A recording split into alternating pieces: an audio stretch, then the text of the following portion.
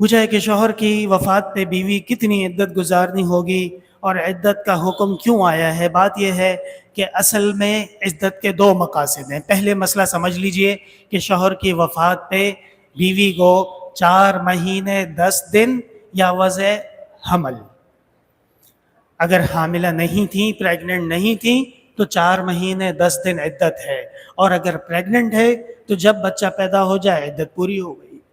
عدت کا حکمت اللہ تعالیٰ چاہتے ہیں کہ مسلمانوں کے نسل و نسب محفوظ رہیں، یہ نہ ہو کہ جی یہ کس کا بیٹا ہے پتہ ہی نہیں چل رہا، علیہ باللہ۔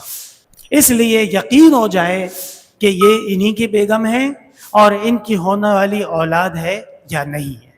اگر ہے تو جب تک اولاد ہے یہ ان کی بیگم ہے، یعنی جب تک وہ حاملہ ہیں، اور جب وضع حمل ہو گیا پتہ چل گیا کہ یہ جو منا آیا ہے، منی آئی ہے، یہ فلاں مرحوم کا بیٹا بیٹی ہے، اس کے بعد اب یہ شادی کرے، اب نسل و نسب محفوظ ہے، پہلے اس میں خطرہ تھا۔ دوسری بات، شوہر کی تعظیم۔ آپ صلی اللہ علیہ وسلم نے مسلمانوں کو کسی بھی میت پہ 3 دن سے زیادہ غم کرنے سے منع کیا، الا امرأۃ علی زوجہا، ہاں وہ بیگم جس کا شوہر مر گیا ہو، 4 مہینے 10 دن تک آپ نے اس کو عدت کی کہا ہے۔ اب آج کل یہ مسئلہ پیش آتا ہے کہ جناب عدت کہاں گزاریں؟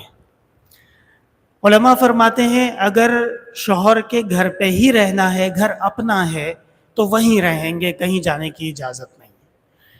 کبھی کبھی ایسا ہوتا ہے کہ شوہر کا گھر نہیں تھا، کسی اور کے گھر پہ رہ رہے ہیں، لوگ ظلم و ستم پہ آ گئے ہیں، اللہ معاف کرے، ایسے ساس سسر بھی ہوتے ہیں کہ شوہر کی لاش گھر پہ پڑی ہوتی ہے اور ساس سسر کے رنگ بدل جاتے ہیں۔